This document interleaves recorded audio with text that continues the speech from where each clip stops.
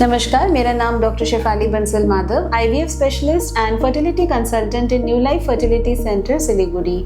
आज हम बात करेंगे आईवीएफ प्रोसेस के बारे में, उसके क्या स्टेप्स होते हैं। जब भी हमारे पास पेशेंट कंसल्टेशन के लिए आते हैं तो सबसे पहले हम उनकी हिस्ट्री के साथ साथ एक इवैल्यूएशन हस्बैंड और वाइफ दोनों के लिए एडवाइस करते हैं। इवैल्यूएशन में जो है मोस्ट इम्पॉर्टेंट जो टेस्ट हैं वो है वाइफ के लिए एग क्वालिटी टेस्ट, उनकी ट्यूबल टेस्ट और उनकी यूट्रस का टेस्ट। और एग क्वालिटी टेस्ट में हम यूजुअली AMH टेस्ट करते हैं, जिससे हमें पता चलता है कि उनकी एग क्वालिटी और नंबर्स कैसे हैं। और सेकंड जो है वो है ट्यूबल टेस्ट। अगर ट्यूब्स में ब्लॉकेज है तो ये पेशेंट्स जनरली IVF के लिए ज़्यादा सूटेबल होते हैं। And number 3 is uterus. जो यूट्रस है जहाँ पर हम इम्प्लांट करेंगे प्रेगनेंसी को, उसकी जो एंडोमेट्रियम लाइनिंग है वो लाइनिंग कैसी डेवलप हो रही है, उसके साइज़ कैसा है, उसकी ट्रिपल लेयर पैटर्न है कि नहीं, और उसके अंदर जो है ब्लड फ्लो कैसा है, ये एक इम्पॉर्टेंट फैक्टर है। मेल पार्टनर के अंदर जो स्पर्म एनालिसिस है वो सबसे इम्पॉर्टेंट टेस्ट है, और उसके अंदर जो स्पर्म काउंट, मोटिलिटी, मॉर्फोलॉजी, तीनों ही पैरामीटर्स को हम असेस करते हैं। अब असेसमेंट के बाद जो फर्स्ट स्टेप IVF का है वो है stimulation of the ovary.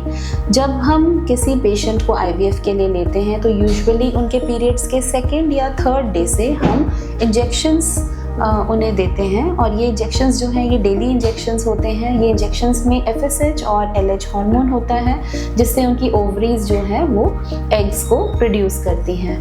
Normally natural cycle में ओवरीज से एक साइकिल में एक एग प्रोड्यूस होता है, लेकिन IVF साइकिल में जब हम इंजेक्शंस देते हैं तो उससे दोनों ओवरीज से मिलाकर ज़्यादा एग प्रोड्यूस होते हैं।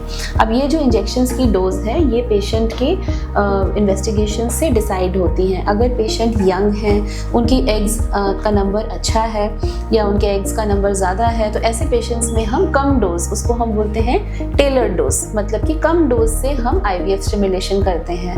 लेकिन अगर पेशेंट की एज ज़्यादा है, उनकी AMH लेवल्स बहुत कम है, तो ऐसे पेशेंट्स में हम मॉडरेट टू हाई डोज तक जा सकते हैं। सेकेंड जो इम्पॉर्टेंट चीज़ है वो है फॉलिकल मॉनिटरिंग। फॉलिकल मॉनिटरिंग का मतलब क्या है कि जो हम इंजेक्शन दे रहे हैं उसका ओवरी के ऊपर कितना असर हो रहा है, और ओवरी से वो रिस्पॉन्स किस तरह से वो ओवरी दिखा रही है, ये हम जानते हैं ट्रांसवेजाइनल अल्ट्रासाउंड के द्वारा।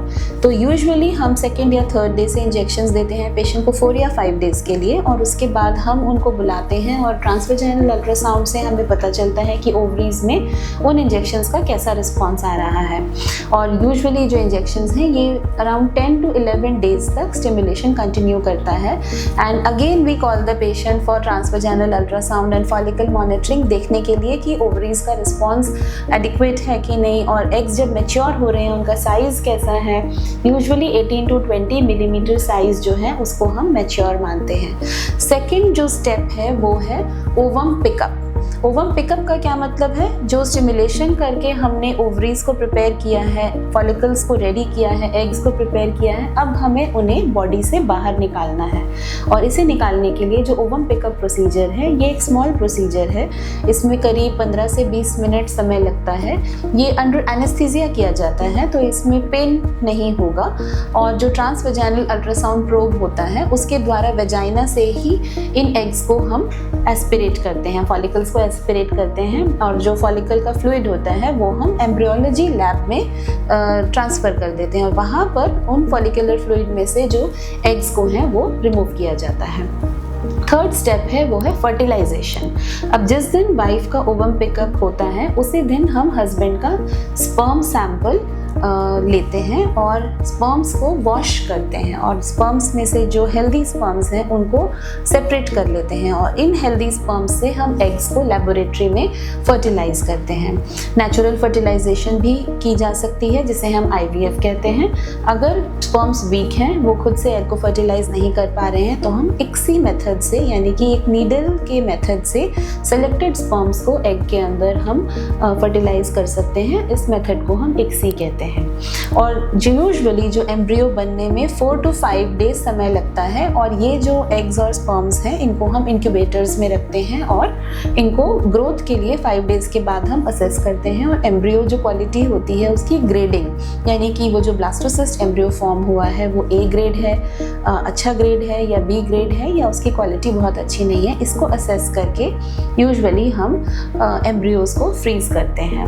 जो लास्ट स्टेप है वो है एम्ब्रियो ट्रांसफ़र। यूजुअली जो IVF साइकिल्स हैं उसके अंदर हम फ्रोज़न एम्ब्रियो ट्रांसफ़र करते हैं, यानी कि जो एम्ब्रियोज बन जाते हैं उनको हम फ्रीज़ कर देते हैं। हम उन्हें क्यों फ्रीज़ करते हैं? क्योंकि इंजेक्शंस के द्वारा जो हार्मोन लेवल्स बॉडी में बढ़ते हैं उसके कारण एंडोमेट्रियम लाइनिंग जो है वो एम्ब्रियो को रिसीव नहीं कर पाती है, तो इन एम्ब्रियोज को फ्रीज किया जाता है। और नेक्स्ट साइकिल में पीरियड आने के बाद हम एंडोमेट्रियम लाइनिंग को मेडिसिन्स के द्वारा प्रिपेयर करते हैं और इन एम्ब्रियोज को हम यूट्रस में इम्प्लांट करते हैं, जिसे हम कहते हैं एम्ब्रियो ट्रांसफ़र प्रोसीजर। अब एंडोमेट्रियम लाइनिंग हमारी प्रिपेयर्ड है कि नहीं ये हमें ट्रांसवेजाइनल अल्ट्रासाउंड से पता चलता है, और रेगुलर फॉलिकल मॉनिटरिंग के साथ साथ हम एंडोमेट्रियम मॉनिटरिंग भी कर सकते हैं। जो एम्ब्रियो ट्रांसफ़र प्रोसीजर है वो एक स्मॉल प्रोसीजर है जिसमें एक सिंपल कैथेटर के द्वारा इन एम्ब्रियोज को यूट्रस के अंदर प्लेस कर दिया जाता है, और कुछ सपोर्टिव मेडिसिन एम्ब्रियो ट्रांसफ़र के बाद दी जाती हैं, जिसमें ईस्ट्रोजन एंड प्रोजेस्टेरॉन हार्मोन के साथ साथ कुछ विटामिन जैसे फॉलिक एसिड, इस तरह की मेडिसिन दी जाती हैं। और जनरली ट्रांसफ़र के 11 या 12 डेज़ के बाद हम प्रेगनेंसी टेस्ट करके देख सकते हैं। Thank you.